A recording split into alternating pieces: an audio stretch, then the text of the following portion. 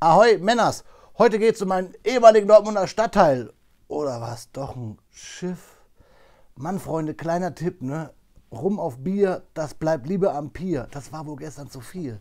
Schiff oder Stadtteil? Schiff oder Stadtteil?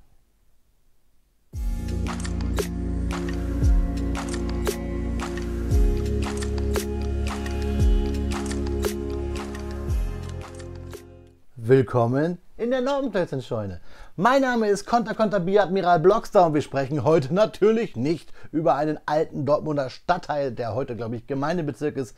Nein, wir sprechen aber auch nicht über einen preußischen Armeereformer, wobei das eine coole Geschichte wäre. Wir sprechen aber über ein Schiff, das seinen Namen trägt. Natürlich von Kobi. Wir sprechen über das Set 4818, die legendäre Scharnhorst 2472 tolle Kobi-Steinchen.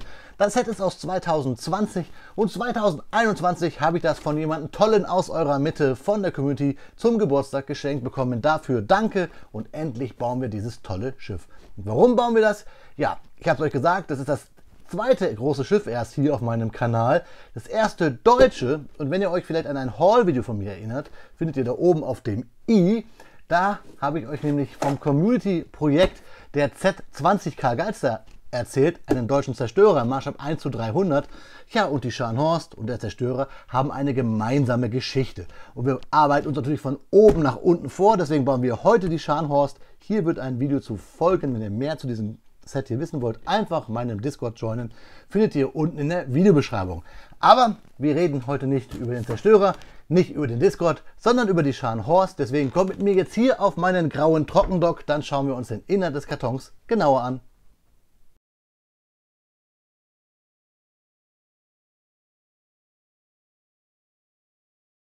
Aus der Historical Collection von Kobi aus 2020 direkt hier auf meinen Bautisch geschippert. Aus der World War II Edition das Schlachtschiff Scharnhorst im Maßstab 1:300. Das Set 4818, 2472 Steinchen.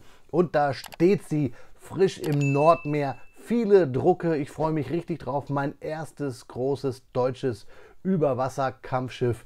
Habe ich richtig Lust, Freunde. Kommt mit mir jetzt auf die Reise. Aber erstmal geht die Reise auf die Rückseite. Die schauen wir uns jetzt an. Upp, da ruckeln die Tüten. Da haben wir die schöne Scharnhorst. Wir sehen, dass wir hier die Schrauben schön haben. Wir können die Ruder bewegen. Das ganze Schiff wird 80 cm lang und mit Stand 23,5 cm hoch. Wir können natürlich die Türme mit den Geschützen bewegen. Wir haben hier viele Drucke. Da sehen wir es schon hier an den Rettungsbooten und natürlich an der Plakette. Und natürlich bekommt ihr von mir auch einiges an Fakten während dieses Videos beim Speedbuild geliefert. Natürlich alles in der EU hergestellt. Deswegen wollen wir jetzt richtig wissen, was verbirgt sich im Karton, Freunde. Und das schauen wir uns jetzt einmal an. Hui, Freunde, eine ganze Menge. Wir haben 8 Tüten hier, jetzt die ich auf dem Bautisch platzieren muss. Voller toller Kobi-Steine, hauptsächlich natürlich schwarz, grau, beige und rot. Wir haben hier 3 8x16er Plates in diesem Kobi, ja, ich nenne es mal Light Bluish Gray. Und wir haben hier fast aus dem Bild geflutscht 3 große DIN A4 Anleitungen, klammergebunden, natürlich noch das alte Kobi Design. Das Set ist ja aus dem September, um genau zu sein, wurde es gepackt am 4. September 2020. Natürlich schon alles bedruckt, habe ich euch gesagt. Die Anleitungen sind klammergebunden, DIN A4. Das ganze Set ist ab 10 Jahren und da ist sie, unsere Scharnhorst. Wir haben 3 Anleitungen, ich habe es euch gesagt, Historical Collection. Wir bauen wie folgt mit der ersten Anleitung Tüte 1 und Tüte 2. Wo haben wir sie? Da. Wir haben hier eine wichtige Legende für die Slopes und für die Längen von Stangen. Ganz wichtig, welchen Winkel haben die Slopes. Wir bauen wie folgt, wir reißen die erste Tüte auf, wie hier angezeigt, und dann bauen wir es drauf los. Kobi hat keine Seitenzahlen, nur Bausteps und diese Baugruppierungstüten. Was wir bauen, ist zuerst farbig und beim nächsten Step ist der erste schon wieder ausgegraut und der aktuelle ist farbig und so geht es weiter. Pfeile weisen uns den Weg. Wie gesagt, achtet auf diese Legende am Anfang wegen den verschiedenen Wedges und Slopes und wir haben hier auch manchmal so Anlegehilfen, damit wir wissen, wie lang soll so eine flache Fliese, so ein Flat-Teil werden.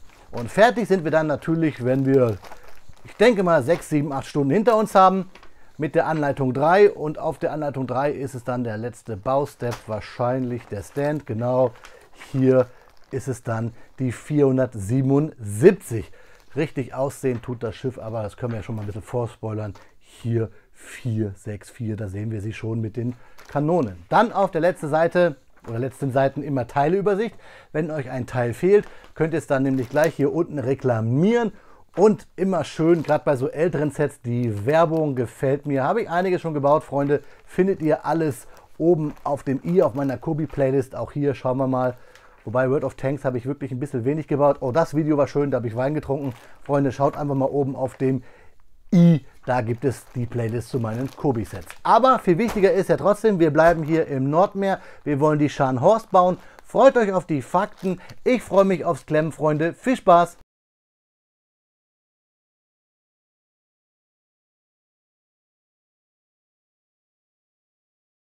Speedbildzeit ist Faktenzeit.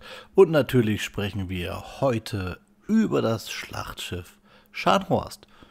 Das deutsche Schlachtschiff Scharnhorst war eines der bekanntesten Schiffe des Zweiten Weltkriegs.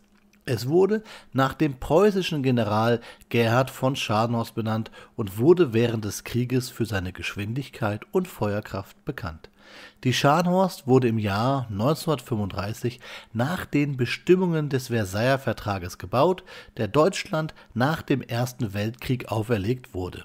Der Bau begann im gleichen Jahr und das Schiff wurde im Januar 1939 vom Stapel gelassen. Es hatte eine Länge von 227,6 Metern und eine Breite von 30 Metern und konnte eine Höchstgeschwindigkeit von 31 Knoten erreichen.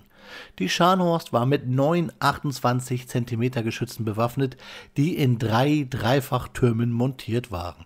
Es hatte auch 12 15 cm Geschütze, 10 10,5 cm Geschütze und zahlreiche Flak- und Torpedorohre. Das Schiff hatte eine Besatzung von über 1900 Mann. Die Scharnhorst nahm an mehreren wichtigen Operationen im Zweiten Weltkrieg teil.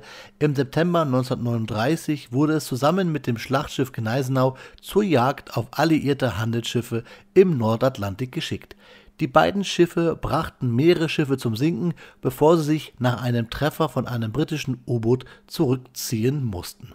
Im Februar 1942 nahm die Scharnhorst an der Operation Cerberus teil, einem erfolgreichen Durchbruchsversuch der deutschen Kriegsschiffe durch den Ärmelkanal. Dabei überquerten sie unter dem Schutz von Sturzkampfbombern und Schnellbooten in einem nächtlichen Angriff den Ärmelkanal und erreichten ihre Heimatbasis in Deutschland. Die Scharnhorst wurde während der Operation Cerberus schwer beschädigt und musste für mehrere Monate repariert werden. Im Dezember 1943 wurde die Scharnhorst in der Seeschlacht beim Nordkap versenkt. Die Scharnhorst hatte versucht, einen alliierten Geleitzug zu attackieren, als sie von der britischen Force One entdeckt und angegriffen wurde. Die Scharnhorst wurde von mehreren Torpedos schwere Artilleriegeschosse getroffen und sank mit ihrer gesamten Besatzung. Nur 36 Besatzungsmitglieder überlebten das sinkende Schiff und wurden später gerettet. Die Versenkung der Scharnhorst war ein bedeutender Sieg für die Alliierten und ein schwerer Schlag für die deutsche Kriegsmarine. Sir Bruce Fraser, der britische Kommandeur der Force One, hielt eine berühmte Rede nach der Schlacht, in der er die Leistung seiner Mannschaft lobte und das Ende der Scharnhorst als eine der größten Seeschlachten aller Zeiten bezeichnete. Hier ein Auszug aus seiner Rede. Die Scharnhorst ist versenkt. Dieses herrliche Schiff, das so lange eine Bedrohung für die Handelsrouten und die Marine der Alliierten war, ist nun endgültig besiegt. Ich möchte den Mut und die Entschlossenheit meiner Mannschaft loben, die diese große Leistung vollbracht hat. Die Scharnhorst war ein Schiff, das nicht nur aufgrund seiner Größe und Feuerkraft eine Bedrohung darstellte, sondern auch wegen der Fähigkeiten seiner Besatzung. Die Männer an Bord der Scharnhorst waren hochqualifiziert und hochmotiviert und es war kein leichtes Unterfangen, sie zu besiegen. Die Schlacht bei Nordkap war eine der größten Seeschlachten aller Zeiten. Es war ein Kampf zwischen zwei hochgerüsteten Flotten, die in einer rauen und feindlichen Umgebung gegeneinander antraten. Die See war rau und das Wetter war schlecht, aber unsere Männer haben sich nicht entmutigen lassen, sie haben mutig und entschlossen gekämpft und das Ergebnis ist jetzt offensichtlich. Ich möchte auch die Tapferkeit der Besatzung der Scharnhorst anerkennen. Diese Männer haben mutig gekämpft und sind in einer heroischen Schlacht untergegangen. Es ist wichtig, sich daran zu erinnern, dass sie auch Soldaten waren, die für ihr Land kämpften. Wir sollten ihre Tapferkeit respektieren und uns daran erinnern, dass wir trotz der Unterschiede in unseren Ansichten und Überzeugungen alle Menschen sind. Die Versenkung der Scharnhorst war ein bedeutender Sieg für die Alliierten und ein schwerer Schlag für die deutsche Marine. Es war ein Wendepunkt im Krieg und ein Beweis für die Überlegenheit der Alliierten auf See. Aber es war auch ein Moment der Trauer und des Gedenkens für diejenigen, die in diesem Konflikt ihr Leben verloren haben. So Auszüge aus der Rede von Sir Bruce Fraser. Folgender Spruch von Sir Bruce Fraser ist auch noch überliefert, der übrigens hinterher nach der Schlacht noch zum Baron of the North Cape, also zum Baron vom Nordkap, geschlagen wurde. Dieser Adelstitel wurde extra nur für ihn geschaffen und ist mit seinem Tod auch erloschen. Er sagte unter anderem nach dem Gefecht mit der Scharnhorst zu seinen Leuten folgenden Satz: Meine Herren, die Schlacht gegen die Scharnhorst ist siegreich für uns zu Ende gegangen. Ich hoffe, dass jeder von Ihnen, der jemals in die Situation kommen sollte, ein Schiff gegen vielfach überlegene Gegner ins Gefecht führen zu müssen, sein Schiff mit dem gleichen Heldenmut führen wird, mit dem heute die Scharnhorst geführt wurde. Ja, Freunde, da kriegt man ein bisschen Gänsehaut, aber ich muss sagen, auch ich habe die Schlacht gegen die vielen grauen, schwarzen und roten Steine hier gemeistert. Und Freunde, deswegen nichts wie ab von diesen traurigen, schrecklichen Kriegsgeschichten hin zur eigenen Geschichte, meinem eigentlichen Review zur Kobi Scharnhorst. Nach 8 Stunden Bauzeit steht unser Kobi Z4818, die Scharnhorst, im Maßstab 1:300 hier auf dem Bautisch. Was mir besonders gefällt, ist dieses bedruckte Typenschild, wo drauf steht die Dienstzeit von 1939 bis zum Versenkungsjahr 1943. Wir haben hier wohl auch die Lackierung vom September 1943, die sich widerspiegelt, nämlich mit einem hellen Bug und hellen Heck und darunter hier in der Mitte eine graue Lackierung, in echt wohl etwas dunkler, aber das müsste eigentlich diese Lackierung sein. Ich habe an diesem Set eigentlich gar nicht viel auszusetzen, deswegen wird es wahrscheinlich eine sehr kurze Besprechung, außer zwei Sachen, die mir gar nicht gefallen. Obwohl ich ein großer Fan von Noppen bin, finde ich dieses Katapult hier mit einfach nur einen 1x5er Plate nicht gut. Das sieht mir zu langweilig aus. Vielleicht sollen die Noppen implizieren, da kommt noch was drauf. Das Set war ja hier auch die erste Limited Edition, kann man sagen. Also nicht das Set, sondern die Scharnhorst an sich mit einem gelaserten Typschild. Was mir auch halt in dem Zuge überhaupt nicht gefällt, ist die Labbrigkeit hier der Krane. Die fallen mir irgendwann automatisch runter, oder Kräne. Wir haben hier links und rechts einen. Irgendwann sagt die Schwerkraft, ist nicht, und dann fällt es runter. Und dann haben wir hier auf den 15 cm Schiffskanonen C28, das sind diese hier und diese hier, auf der jeweiligen Seite, Backbock und Steuerbord, immer eine mit einer Flak drauf und eine mit einem Loch. Ich kippe es mal kurz. Das ist nämlich hier die Turmsteuerung. Ihr seht auch schon, wie labbrig da die Kräne sind. Da haben wir ein Loch, in dem diese Achsenzapfe reinkommt. Und das sieht einfach blöd aus. Da haben wir es zu, da haben wir es offen. Deswegen werde ich ein bisschen mocken. Habe bei meinem Steine-Kumpel der Wahl, bei mir auf dem Discord, mir Steine besorgt. Nämlich eigentlich nur Bügelperle und so einen Round Dish. Packe ich da oben drauf, dann sieht es aus wie da. Und ich sehe dieses Loch nicht mehr. Was ich gut finde, ist, dass wir hier wirklich die Bewaffnung 1:1 hinterlegt haben. Wir haben 9 mal die 28 cm Schiffskanonen C34. Wir haben 12 mal die 15 cm Geschütze. Hier nämlich 2, 4 und da und da. Und auf der Rückseite auch nochmal. Also jeweils pro Seite 6. Wir haben 14 mal die 10-5er. Das ist diese hier. Und dann haben wir auch die Flak und ein bisschen bei der Flak ist so ein Thema, müssten eigentlich 29 mal 2 cm Flak sein und 16 mal 3 cm noch Geschütze. Das ist mal so dahingestellt, aber das Gros, das sehen wir. Und was wir auch haben, wir haben 2x3 Torpedorohre, die haben wir hier auf beiden Seiten. Das gefällt mir. Wir haben Drucke, wir haben hier nämlich eine rote Seite und auf der anderen Seite eine grüne Seite. Und wir haben hier die Rettungsboote bedruckt und wir haben hier vorne den Kommandoturm bedruckt, sowie hinten, ihr seht es schon, die Flagge der Kriegsmarine bzw. die angedeutete Reichskriegsflagge sowie hier das Wappen der Scharnhorst. Es ist mein zweites Großkampfschiff. Ich habe ja schon die Hood gebaut. Video findet ihr da oben auf dem i. Die Hood war natürlich sehr bunt. Hier war es natürlich ein älteres Set, 2020 habe ich euch gesagt. Und war eine andere Bauweise, also ähnlich auch, dass wir so die Seitenmodule rangebaut haben, aber natürlich innen drinne war nichts bunt. Ich habe wirklich in 8 Stunden das Set weggebaut, hatte wirklich keine Probleme. Es macht einfach Spaß, diese Kubik-Bautechniken bei Schiffen mit diesen vielen, vielen runden Slopes hier an den Rumpf. Diese großen, das gefällt mir einfach. Ihr seht es ja hier und auch welche verschiedenen wir nehmen. Mal auch typisch so versetzte Kubi-Bauweise. Und dann haben wir hier so einen halben und dann diese großen und dann die ganz großen. Das gefällt mir richtig gut. Damit kriegt man trotz Klemmbausteine einigermaßen einen runden Rumpf hin. Ich drehe das Schiff einmal kurz, einmal zeige ich es euch kurz hier von vorne, weil mir gefällt halt auch hier dieser Wellenbrecher da unten, der runde Knubbel. Und ich drehe es einmal um, dass wir nämlich auch mal die grüne Seite sehen. So, also, dass ich hier euch nicht angelogen habe, dass wir hier halt auch die grüne Lackierung haben und auch hier die bedruckten Beiboote oder Rettungsinseln. Einfach gemacht hat sich Kubi beim Ruder, hier einfach diese typische Klappe in eine Seaclaim rein, aber der Antrieb ist bei den Kubischiffen immer so ein bisschen, naja, gefällt mir nicht immer so richtig gut. Hier, wie gesagt, jetzt mein erstes deutsches Großkampfschiff. Man sieht einige Noppen, aber ich bin ja per se ein Freund, der sowas mag und wir steigern uns jetzt ein bisschen langsam. Es kommt jetzt peu à peu mal so ein Schiff mehr hier auf dem Kanal. Jetzt demnächst folgt erstmal noch eine Mock-Geschichte, habe ich euch ja vorhin schon mal angeteasert, und noch mehr Mocks. Aber dann bauen wir halt auch noch die anderen Kriegsschiffe, die es bei mir hier noch in der Werft eingemottet gibt, wie zum Beispiel die Yamato in der Limited. Wir haben noch die Limited World of Tanks Zeppelin. Wir haben noch die Enterprise, die ganz alte Tirpitz und. Also Freunde, hier wird es noch das ein oder andere Schiff bei mir auf dem Kanal geben. Ich hoffe, die Fakten haben euch bis hierhin gefallen, die ich euch vorhin beim Bau erzählt habe. Und ihr habt beim Bau auch ein bisschen schmecken können, warum diese Schiffe einfach so Spaß machen.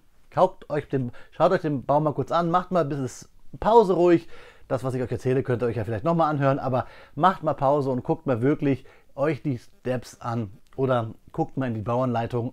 Diese Schiffe machen einfach Spaß. Das ist somit top-notch, was man so aus Klemmbaustein machen kann. Natürlich hat Kubi hier seine eigenen, aber das ist ja ihr gutes Recht und damit liefert Kubi halt einfach ein tolles Produkt.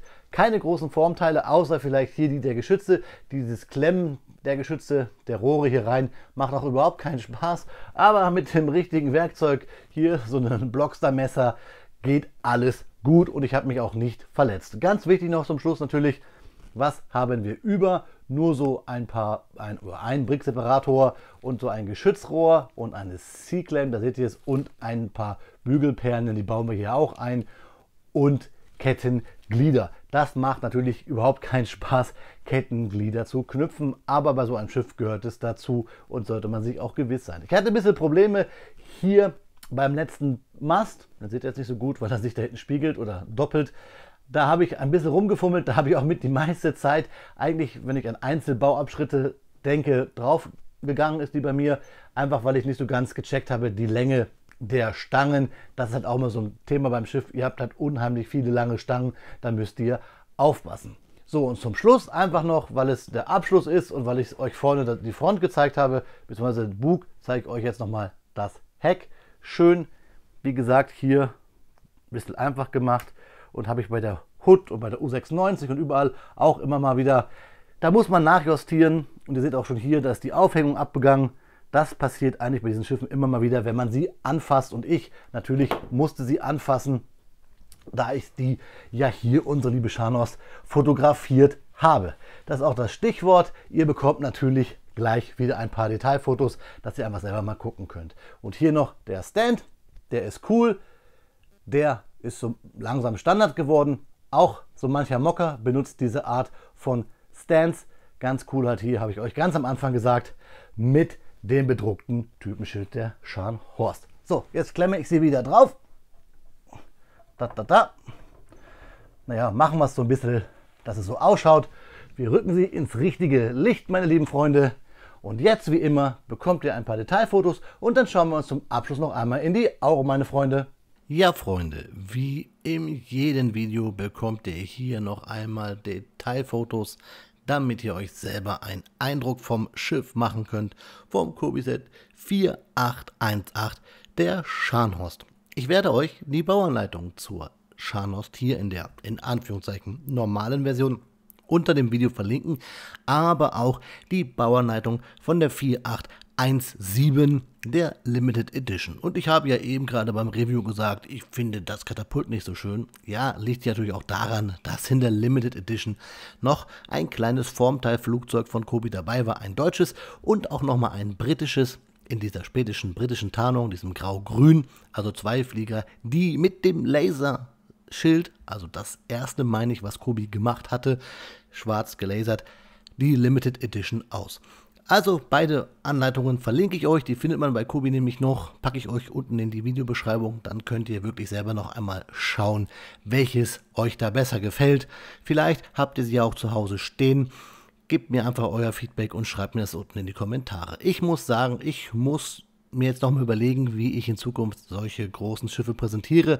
Die Art, wie ich es mache, gefällt mir nicht ganz so. Vielleicht kaufe ich mir einen Slider oder nochmal einen neuen Drehteller oder eine Fotobox. Ich weiß es nicht, ich weiß es noch nicht. Ich finde halt, so ein tolles Set so einzeln darzustellen, da muss schon mehr her, denn diese Schiffe, diese großen Kobi-Sets haben es verdient. Und es werden ja auch in Zukunft nicht weniger kleine Sets von Kobi. A, will ich mehr Schiffe bauen und B, hat Kobi ja den Maßstab 1:12 da rausgehauen.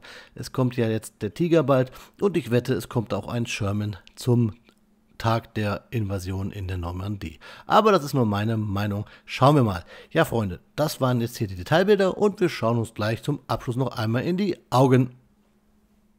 Angelehnt an den alliierten Kommodore, der die Scharnhorst versenkt hat. Ich hoffe, wenn ihr in Zukunft klemmt, dass ihr genauso engagiert und spaßhaftig klemmt, wie ich hier, als ich die Scharnhorst geklemmt habe. Ist spaßhaftig überhaupt ein Wort? Egal, Freunde, da ist sie nochmal, unsere 4818 von Kobi. Und was ich euch noch schuldig bin, ich habe ja gesagt, ich finde dieses Loch hier oben drauf doof. Deswegen hier der Round Dish mit der Bügelperle, die sowieso noch über war, auf das Loch hier drauf.